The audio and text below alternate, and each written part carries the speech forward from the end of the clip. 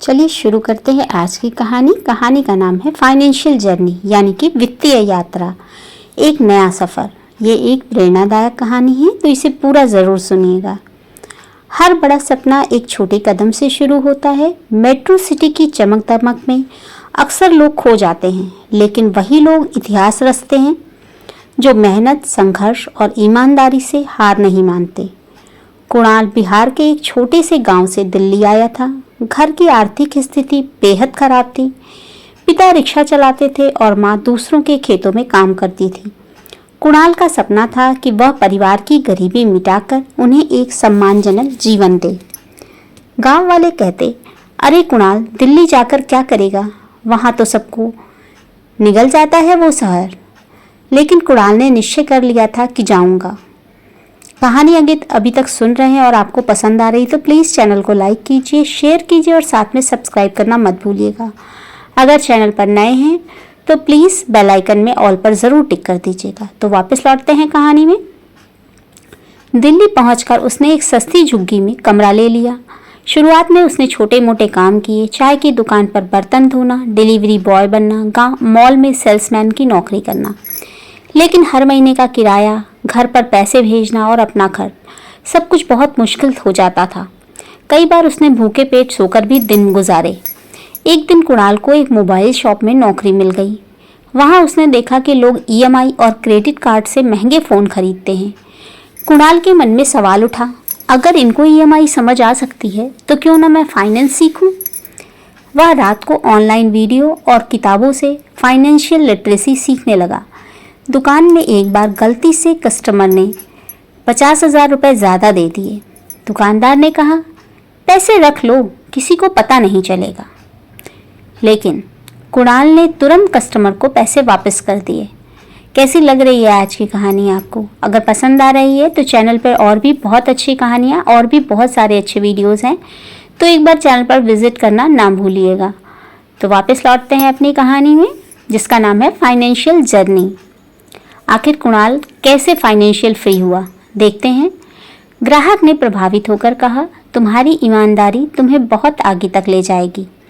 मैं एक finance company में हूँ, अगर तुम चाहो तो मैं तुम्हें इंटर्नशिप दिलवा सकता हूँ। कुणाल ने हाँ कह दिया और उसे इंटर्नशिप मिल गई। लेकिन यहाँ काम बिल्कुल नया था। उसे share market, insurance, mutual fund और भी बहुत कुछ सब कुछ समझना पड़ा। शुरू में बार बार उसे असफलता मिली। लोग उसका मजाक भी उड़ाते, गांव का लड़का क्या जानेगा फाइनेंस। लेकिन कुणाल ने हार नहीं मानी, लगातार सीखता रहा और कुछ ही महीने बाद कंपनी को एक बड़ा प्रोजेक्ट मिला, गरीब लोगों को सस्ते लोन और सही निवेश की सुविधा देना। उसने भी सीखा और कुणाल ने अपने गांव और मोहल्ले का उदाहरण देकर बताया कि कैसे गरीब लोग लालच में आकर चिट फंड में पैसा लगाते हैं और सब गंवा बैठते हैं। उसकी ईमानदार सोच और ज़मीनी अनुभव ने प्रोजेक्ट को एक नई दिशा दी।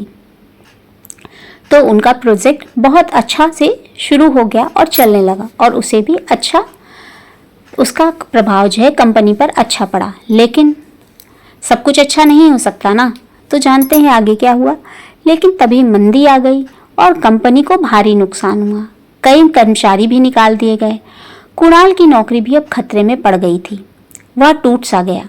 सोचा चलो वापस गांव चलें। लेकिन तभी उसकी माँ का फ़ोन आया, बेटा तूने हमेशा हमें हिम्मत दी है, अब तू क्यों हार मान रहा है? याद रख, असली योद्धा वही है जो तूफान में भी डटा रहता है। माँ की बातें सुनकर कुणाल ने हिम्मत जुटाई और कुणाल ने तय किया कि वह खुद फाइनेंशियल कंसल्टेंसी शुरू करेगा। उसने छोटे छोटे निवेशकों को जोड़ना शुरू किया, लोगों को समझाया कि कैसे छोटी बचत को सही जगह लगाने से बड़ा फ़ायदा मिल सकता है। धीरे धीरे लोग उस पर भरोसा करने लगे और उस पर भरोसा करके निवेश करने लगे। कुछ सालों में कुणाल का नाम पूरे शहर में फैल गया। उसकी कंपनी गरीब और मध्यम वर्गीय लोगों को सही निवेश की सलाह देने लगी। अब वही लड़का जो कभी चाय की दुकान पर बर्तन धोता था और सेल्समैन की नौकरी करता था, मॉल में छोटे छोटे काम करता था, आज वो करोड़ों का मालिक बन गया। कुणाल ने अपनी कंपनी का नाम रखा ईमानदार फाइनेंस। उसका नारा था, पैसा कमाने से ज़्यादा ज़रूरी है सही तरीके से कमाना। अब वो अपने स्कूल में, अपने गांव में उसने स्कूल खोल दिया, अस्पताल और लाइब्रेरी भी खोली और उन्हें भी चलवाया, लोगों को काम दिया। लोग बच्चों को अब उसकी मिसाल देकर कहने लगे, देखो संघर्ष और ईमानदारी से क्या नहीं पाया जा सकता। कुणाल की यात्रा हमें सिखाती है कि मेट्रो सिटी की भीड़-भाड़ और कठिनाइयों में भी अगर इंसान मेहनत, धैर्य और ईमानदारी बनाए रखे तो वित्तीय सफलता और सम्मान ज़रूर मिलता है। कैसी लगी आज की कहानी?